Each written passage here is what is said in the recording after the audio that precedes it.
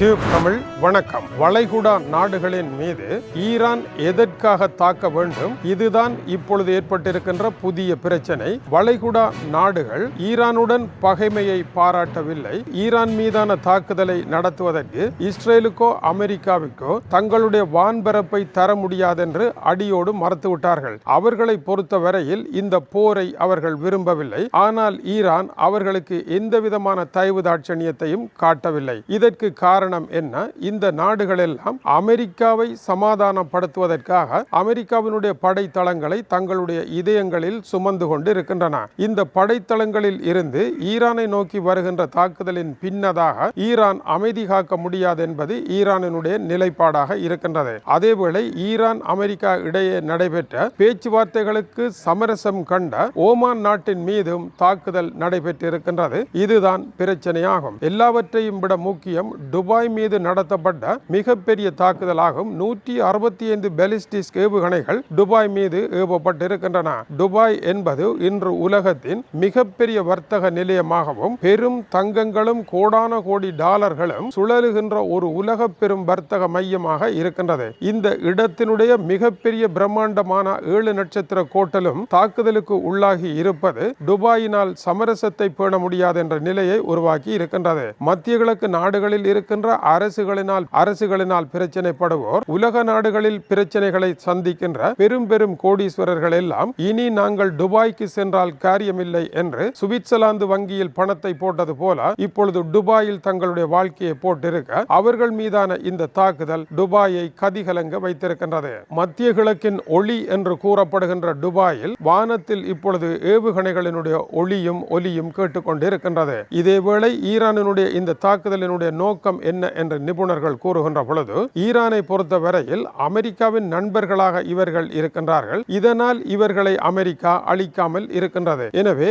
இவர்கள் மீது தாக்குதலை நடத்தினால் இவர்களுடைய பொருளாதாரத்தை நடத்த முடியாது. இவர்களை பொறுத்தவரையில் சர்வதேச வர்த்தகமே இவர்களுடைய ஆணிவேராக இருப்பதனால் அமெரிக்க அதிபரினுடைய காலில் விழுந்து மன்றாடியாவது இந்த போரை நிறுத்துவதற்கான அழுத்தத்தை கொடுப்பார்கள் என்று ஈரான் கருதி இவர்கள் மீதான தாக்குதலை நடத்துகின்றது. ஆனால் அமெரிக்காவில் இருக்கின்ற ஆய்வாளர்கள் கூறுகின்ற பொழுது அமெரிக்க அதிபரினுடைய தாக்குதலை கட்டுப்படுத்தக்கூடிய அளவிற்கு வளைகுடா நாடுகளுக்கு சக்தி இருக்குமா என்றால் இல்லை என்றே கூற வேண்டும். ஏனென்றால் அவர்கள் சீனாவுடனும் ரஷ்யாவுடனும் ஏற்படுத்திக் கொண்ட புதிய உறவு நிலையானது அமெரிக்க அதிபருக்கு அவர்கள் மீதான கருணையை காட்டுவதற்கான சந்தர்ப்பத்தை வழங்கவில்லை என்பதும் குறிப்பிடத்தக்கது. அவர்கள் அமெரிக்க அதிபருக்கு வழங்கிய பணம் போதியது என்ற திருப்தி அவருக்கு இல்லை என்பதும் வளைகுடாவையே வழங்கினாலும் அவர் திருப்திப்பட மாட்டார் என்பதும் வேறு விடயமாக இருக்கின்றது. ஆனால் இந்த விவகாரம் எதிராக மாறப்போகின்றது என்று நிபுணர்கள் கூறுகின்றார்கள். ஈரானுக்கு பதிலடி கொடுக்க வேண்டும் என்று சவுதி அரேபியா கூறியிருக்கின்றது. கட்டார் உட்பட அனைத்து நாடுகளும் ஈரானுடனான ஒரு நட்பை பேணி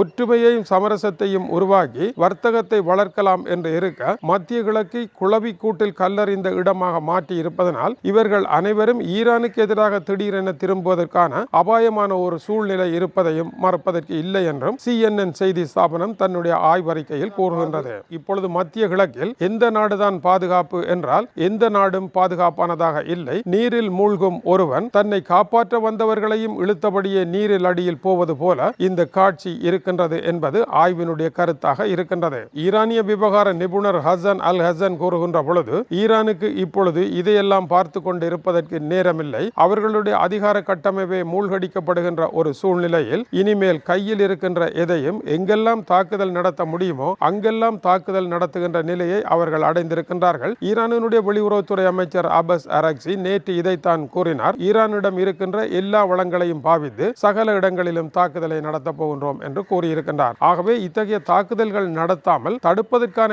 ஏற்பாடுகளை செய்யாமல் இருந்து அயதுல்லா அலி காமேனியும் முக்கிய தலைவர்களையும் தாக்கியதன் மூலமாக தாக்குதல் கருவிகளினுடைய ஏவுகணைகள் வந்து கொண்டிருக்கின்றன. அமெரிக்க அதிபரோ இனி வரும் நாட்களில் அமெரிக்காவினுடைய இழப்பு அதிகமாக போகின்றது என்று கவலை தோய்ந்த முகத்துடன் கூறியிருக்கின்றார். அதேவேளை இனி என்ன நடக்கும்? மத்திய கிழக்கினுடைய அதிகார சமநிலையானது மாற்றமடையும். ஈரான் ஒரு புறம், சவுதி தலைமையிலான மற்ற அணிகள் ஒரு புறமுமாக தராசின் சமமான பக்கமாக இருந்த பல சமநிலை மாற்றமடைய போகின்றது. அதனுடைய விளைவுகள் எப்படி அமைய போகின்றது பொறுத்திருந்தே பார்த்தல் வேண்டும். ஈரானில் ஒரு இடைக்கால நிர்வாகம் அமைய போகின்றது. 48 மணி நேரங்களில் அமையும் என்றிருக்கின்றார்கள். அது அமைந்தாலும் அவர்களுக்குள் அடுத்த தலைவர் யார் என்கின்ற பதவி போட்டி தொடரும். ஹிஸ்புல்லா ஹவுதி இஸ்ரேல் இடையேயான மோதல் அடுத்த கட்டத்திற்கு செல்ல இருக்கின்றது. ஹோர்முஸ் நீரிணை மூடப்பெறுமாக இருந்தால் எரிபொருள் விலை உயரும், உணவுப் பொருட்களினுடைய விலை கூடும், உலகளாவிய பணவீக்கம் அதிகரிக்கும். அடுத்த முக்கியமான கேள்வி, மத்திய கிழக்கை நம்பி அங்கு பணியாளர்களாக சென்ற வெளிநாட்டவர்கள் ஏராளம் பேர் அங்கு நிற்கின்றார்கள். இவர்களுடைய எதிர்காலம் என்ன? டாலர் பெறுமதி உயரும் அமெரிக்காவினுடைய தாக்குதல் காரணமாக இது மற்ற நாடுகளினுடைய பணத்தின் மீது பெறுமதி ரீதியான அழுத்தத்தை ஏற்படுத்தும். வெளிநாடுகளில் இருந்து பணம் வருவது பாதிப்படையும். மத்திய கிழக்கு போர் காரணமாக அங்கிருந்து உழைப்பவர்களுடைய பணத்தை எப்படி அனுப்புவது என்பதும் அடுத்த கேள்வி. இது உலக போராக மாறுமா, இல்லை சீனாவும் ரஷ்யாவும் நேரடியாக களம் இறங்கும் வரை உலக போராக மாறாது. சீனாவும் ரஷ்யாவும் அமெரிக்கா மீது இஸ்ரேல் மீதும் சந்தேகமாகவே இருக்கின்றன. தங்களை தோற்கடித்து விடக்கூடிய ஆயுதங்கள் ஏதாவது அவர்களிடம் மறைவாக இருக்கின்றதா என்கின்ற சந்தேகம் தொடர்வதனால் உடனடியாக அந்த இடம் வராதென்றே கருதப்படுகின்றது. இனிமேல் விமானங்கள் பாதையை மாற்றி செல்ல வேண்டிய சூழ்நிலை ஏற்படும். இதனால் விமான ரீதியாக வருகின்ற மத்திய கிழக்கு வருமானம் பாதிக்கப்படும். எப்படி சுயஸ் கால்வாய் தடுக்கப்பட ஆப்பிரிக்காவை சுற்ற நேர்ந்ததோ அதுபோல ஆப்பிரிக்காவில் ஒரு நாட்டில் இருந்து மத்திய நிலையம் மாறினாலும் ஆச்சரியப்பட இல்லை. மத்திய கிழக்கை கடக்கும் விமானங்கள், கப்பல்கள் எச்சரிக்கைக்கு உள்ளாகி இருக்கின்றன. டென்மார்க்கினுடைய மேஸ்க் நிறுவனம் தங்களுடைய கப்பல் சேவையை நிறுத்தி இருக்கின்றது. இந்த இடத்தில் போரை உடனடியாக நிறுத்துவதற்கும் இயல்பு நிலையை மேலும் குலைந்து போக விடாமல் தடுப்பதற்கும் வளைகுடா நாடுகள் கடும் முயற்சி எடுத்தபடி இருக்கின்றன. அவர்களை பொறுத்தவரையில் ஒரு நாள் போர் தொடருமாக இருந்தால் ஏற்படுகின்ற இழப்பு சாதாரணமான இழப்பு அல்ல. இது வெனிசுலாவோ கியூபாவோ அல்ல. மிகப்பெரிய உலக வர்த்தகத்துடன் அமெரிக்கா விளையாடுவது தவறானது என்பதையே அவர்கள் சுட்டிக்காட்டுகின்றார்கள். ஆகவே இதை நிறுத்துவதற்கான எத்தனங்களை மத்திய கிழக்கு நாடுகள் துரித கதியில் முன்னெடுத்திருக்கின்றன. நிற்குமா போர்? போரை நிறுத்தாவிட்டால் அமெரிக்காவிற்கும் ஈரானுக்கும் மட்டுமல்ல அகில உலக பிரச்சனையாக அது இருக்கின்றது. உலக போர் என்பது தேவையில்லை. உலகம் முழுவதும் இந்த பிரச்சனையை சந்திக்க வேண்டிய சிக்கல் வரும் என்பதனால் மத்திய கிழக்கு நாடுகள் தங்களுடைய வர்த்தகத்தையும் பொருளாதாரத்தையும் இழக்காமல் இருப்பதற்காக ஒரு சமரச நிலையை நோக்கி விரைவாக ஓடிக்கொண்டிருக்கின்றன. ஈரானினுடைய இந்த செயல் ஈரானினுடைய அழிவு மட்டுமல்ல மத்திய கிழக்கு அழிவையும் ஏற்படுத்துகின்ற பொழுது அரசுகளினுடைய சிக்கல் காரணமாக மத்திய கிழக்கு வாழ் மக்களினுடைய சோற்றில் மண்ணள்ளி போடுகின்ற வேலையாக அமையும். எனவே உடன் நிறுத்த வேண்டும் என்கின்ற குரல்கள் உலக அரங்கில் கிளம்ப ஆரம்பித்திருக்கின்றன. இது டியூப் தமிழனுடைய உலக செய்திகளுக்காக இலங்கை வடபுலஞ்சாழ்ப்பாணத்தில் இருந்து கீசே துறை. வணக்கம் உறவுகளே.